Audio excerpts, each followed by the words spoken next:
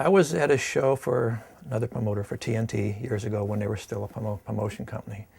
And the general manager, Don Johnston, came up to me. He says, you need to do something with these trucks, put some kind of safety equipment on them, because we were doing these indoor venues at the time, the small venues, the hockey arenas, for instance. And he says, you know, these trucks would just drive right up these seats. There's nothing would stop them. He says, you need some kind of remote kill on them. And I got together with George Carpenter and an electronics friend of mine, and we started messing with kill switches for the trucks. Eventually, we found something that worked, and at the same time, we started an organization called MTRA, which is a safety organization, Monster Truck Racing Association. And having an RII, a remote ignition interrupt, they call them now. They don't call them kill switches. Having an RII on every truck is now essential. It's required every promoter in the world. Years ago, I was doing the shows for the Gravel-Rama in Cleves, Ohio. That's where they take this big gravel hill and the cars try to go up it. And it's right by Cincinnati. Cincinnati is where Rockwell Industry is. Well, the axles, the military axles I had in the truck were Rockwell's. And this guy comes over and talks to me. He says, let's go sit under your truck. So we're sitting on the ground underneath my truck, and I swear we talked there for 2 hours, and he explained all the details about these Rockwell axles. And he says, you know, they're made identical, where the front and rear hubs can be interchanged. The front axle can go in the back. The back axle, you know, can come out if they get torn up on the road. And I'm thinking, well, if I can put that in there that easy, I could have rear steering, because the trucks are big and they're awkward. The rear steering would help them get around, you know, tight spots. So I bet you it wasn't one day back at the shop that I had rear steering in it already, and all I did was got a electric hydraulic pump and a toggle switch, two-way toggle switch, and I could steer this truck, you know, front and rear. From that point on, I always had four-wheel steer. That was simple, and it's just somebody had to tell me that front and rear are identical. So at first we just started doing car crushes. You know, we could pull a sled, we could do wheel stands, pulling a sled, different things. And then the promoter wanted us to start racing, and we were racing with these big heavy trucks. It was a stage 2 monster trucks by then, and the drivers were getting hurt.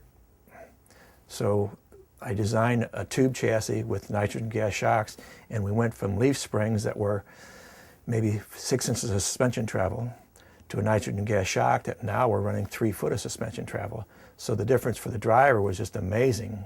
The difference for the truck was amazing. You know, they could do so much more with it. And to me, I was very proud of that. I had a patent on the suspension for a while that I just let go. I've driven the new type, the stage 3, the nitrogen gas tube chassis trucks a couple times on a test track. But the problem with driving them in an event, you have to have seat time to be good. And none of my drivers want me in the trucks because I wreck them. But I tell them I've never rolled a truck, and all you guys have, you know. So the last time I drove was in the track vehicle. Normally what we do with the track is we hit 3 cars and jump and land on 3 more and then drive away. There's a space between them. And George Carpenter was your track official back then, and he built a ramp for me for the first cars. Well, I didn't realize, but that threw me further, and I cleared the 3 cars and landed on the ground, and it just knocked my breath out. It actually bruised my insides, and I couldn't get my breath, and it was nighttime, and nobody could get in because I got the switch for the raised canopy up. I finally got the canopy up and went to the hospital, and they just says, you're just bruised, you go home. But that's the last time I drove them, and I don't think I want to drive. You know, anybody can drive these trucks. They're automatic, you know, automatic transmission. They're power brakes, power steering. Anybody can drive the truck, but the biggest thing when you're doing a show or you're doing something with it is to know what to do when you have a situation come about, and you've got to be thinking fast. I watched Andy Brass in Pontiac, Michigan when I was saying I can do all this, and I watched him get out of trouble. He came off the last set of cars and he was on his nose, and there's a wall in front of him, but he had to power it, hit the brakes, it went up again, hit the gas a little bit, and slid into the wall, just barely touched the wall. And there's no way that anybody could do that unless you're really familiar with that truck. And the way I find drivers like the Andy Brass, when they drive the truck around, I have a camera in the truck and I watch the drivers.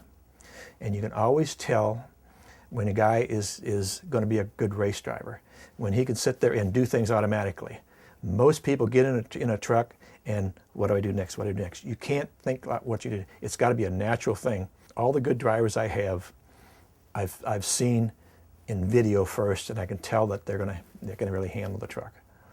I don't like what one promoter is doing where they purposely crash and purposely roll trucks. To me, that just sends a wrong message to kids. Tim Hall, a Raminator, he says, any fool can roll a truck. He says, my mom could roll a truck, he says. So that's the way it is. And to me, you got to have talent not to roll it, you know, and that's where you get good drivers, you know. So we don't roll on purpose. It happens, you know, when you run something to its limits, things happen, things break, you know. So we always put a good show on. I think we always put a good show on. People seem to enjoy it.